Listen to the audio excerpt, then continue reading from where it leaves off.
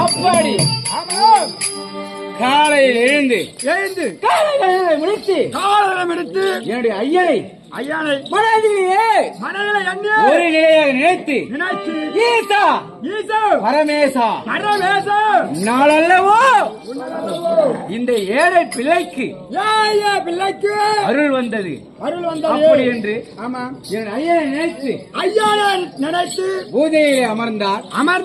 என்னை நாடி வரும் பக்த கோடிகளுக்கு அநேக கஷ்டங்கள் இருந்தாலும் மனதில் குறைகள் இருந்தாலும் என் இடத்திலே வந்தார் ஐயனுடைய பெயரை உச்சரித்தார்